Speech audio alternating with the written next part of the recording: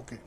So ఇక్కడ ఒక విషయం, చైనాకు సంబంధించి మనం చూస్తున్నాం, జపాన్ సంబంధించి చూస్తున్నాం. సరే, జపాన్ అంటే మనకు న్యాచురల్ అలే, బట్ చైనాను మనం నమ్మొచ్చా?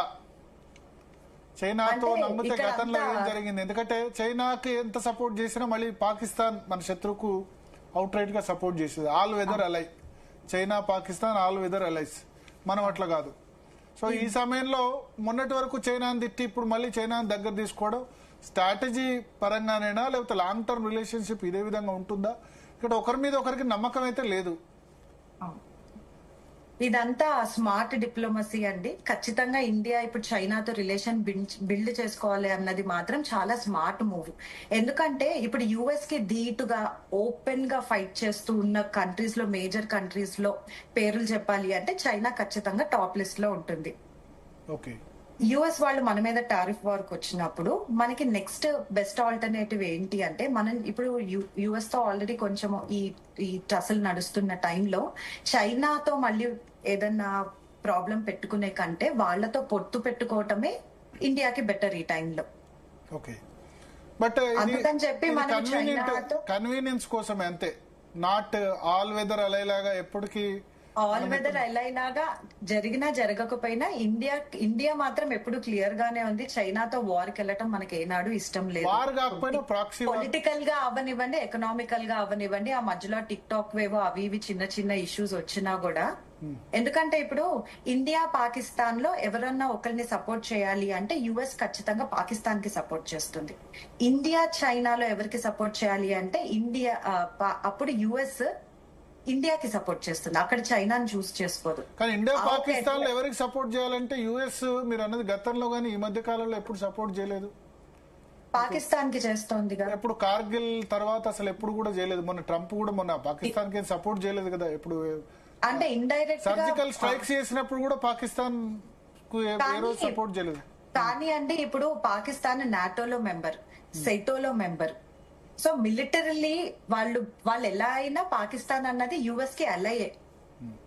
అది బయటకి కనిపించినా కనిపించకపోయినా కూడా అది మాత్రము మిలిటరీలీ వాళ్ళిద్దరు రిలేటెడ్ అంతే. నాట్ అంటే నేను డైరెక్ట్ గా ఇప్పుడు ఉక్రెయిన్ కు ఫండ్ చేస్తున్నట్టుగా ఆ విధంగా ఫండింగ్ అలా డైరెక్ట్ గా ఫండింగ్ లేదు. కానీ ఎప్పుడైనా కూడా ఫైనల్ గా సర్జికల్ స్ట్రైక్స్ 2017 లో 19 లో చేసినప్పుడు కూడా వాళ్ళేం పాకిస్తాన్ నేను సపోర్ట్ చేయలేదు. సో అక్కడ పాకిస్తాన్ అవుట్ రైట్ గా సపోర్ట్, ఎస్ మీ తప్పు ఇండియా మీరు వైదొలగండి అని ఏ రోజు కూడా అంటే లాస్ట్ 20 years గా అయితే జరగలేదు. కానీ ఇన్వెస్ట్మెంట్స్, ఎకనామికల్ గా ఇన్వెస్ట్మెంట్స్ అయితే చేస్తున్నారు కదా, అలా సపోర్ట్ చేస్తున్నారుగా పాకిస్తాన్ కి. ఇండియా మీదేమో టారిఫ్స్ పెంచి ఇబ్బంది పెట్టడానికి ట్రై చేస్తున్నారు, పాకిస్తాన్ ఎకానమీలో ఏమో ఇన్వెస్ట్మెంట్స్ చేసి వాళ్ళని పుష్ చేయడానికి ట్రై చేస్తున్నారు. అలా ఏదో ఒక రకంగా ఇండైరెక్ట్ సపోర్ట్ అయితే 20 years గా ఉందా? Last 20 years Osama bin Laden దొరికిన తర్వాత మాక్సిమం అవాయిడ్ చేశారు కదా. ఒసామా బిన్ లాడెన్ చనిపోయిన తర్వాత, అక్కడ ఉన్నాడని తెలిసిన తర్వాత వాళ్ళు రిపబ్లిక్ డెమోక్రాట్స్ పార్టీ మారినప్పుడల్లా వాళ్ళు ఎవరికి సపోర్ట్ చేస్తారు, ఎవరికి చేస్తారు అన్నది అమెరికాది గ్లోబల్ పాలిటిక్స్ లో ఎప్పుడు వాళ్ళ స్టాండ్ మారుతానే ఉంటుంది. ఓకే, సో ఇప్పుడు మనం చైనాని దగ్గర తీవడం వల్ల చైనాకి ఎక్కువ ప్రయోజనమా, మనకు ఎక్కువ ప్రయోజనమా? ఇద్దరికి అండి మ్యూచువల్ బెనిఫిట్ ఉంటుంది ఇది. ఎందుకంటే మన ఇద్దరము చాలా న్యాచురల్ రిసోర్సెస్ చాలా ఎక్కువ, మ్యాన్ పవర్ చాలా ఎక్కువ, మ్యానుఫ్యాక్చరింగ్ కాస్ట్ చాలా తక్కువ, హబ్స్ మనకి మ్యానుఫ్యాక్చరింగ్ హబ్స్ చాలా తక్కువ ఉంటాయి. సో ఇలాంటి ఎల్ఐస్ వస్తే ఖచ్చితంగా రెండు కంట్రీస్ కి మంచిగా జరుగుతుంది. సో మనం చైనాకి ఏం ఎక్స్పోర్ట్ చేయలేం, ట్రేడ్ డిఫిసిట్ చాలా చైనా నుంచే మనం చాలా కంట్రీస్ తీసుకుంటాం. చాలా వస్తువులు మనం తీసుకుంటాం. అవును, ఇప్పుడు రేర్ ఎర్త్ మినరల్స్ ఇలాంటి వాటిలో చైనా మనల్ని ఇబ్బంది పెట్టింది. మేబీ అలాంటి ఇబ్బందులు తొలగినా కూడా ఇండియా లాభపడినట్టే కదా. ఓకే, రేర్ ఎర్త్ మినరల్స్ అయినా ఫెర్టిలైజర్స్ అయినా అవును, ఇటువంటివన్నీ కూడా మన దగ్గర వాళ్ళ దగ్గర ఇంపోర్ట్ చేసుకోవచ్చు. అవును, బట్ మనం ఏం ఎక్స్పోర్ట్ చేయగలం చైనాకి ఇప్పుడున్న పరిస్థితిలో? అలా ఎక్స్పోర్ట్ అయితే మనం చైనాకి చేయలేం. మనం ఎక్కడ బీట్ చేస్తామండి వాళ్ళ మార్కెట్ ని, చాలా కష్టం ఈ రోజు ఉన్న పరిస్థితుల్లో. బికాస్ ఆఫ్ చీప్ లేబర్ అంతేనా? అంతే వాళ్ళ దగ్గర ఏ ప్రొడక్ట్ అయినా చాలా తక్కువ. చీప్ లేబర్ మాత్రమే కాదు, టెక్నాలజీ. వాళ్ళు చాలా స్మార్ట్ గా టెక్నాలజీని ప్రతి ఇండస్ట్రీలోనూ వాడుతూ ఇన్నోవేటివ్ టెక్నాలజీస్ తీసుకొస్తూ ఉంటారు, చాలా ఇంప్లిమెంట్ చేస్తూ ఉంటారు. అది మన దగ్గర ఉన్న ఒక మేజర్ లోపం. ఆ టెక్నాలజీ పెనట్రేషన్ అనేది లోవర్ లెవెల్స్ వరకు వెళ్ళట్లేదు, ఏదో హై లెవెల్ ఇండస్ట్రీలో మాత్రమే ఆగిపోతుంది. సో అలాంటి ప్రాబ్లమ్స్ అన్ని ఇమ్మీడియట్ గా గవర్నమెంట్ ఫోకస్ చేసి రెక్టిఫై చేయాలి.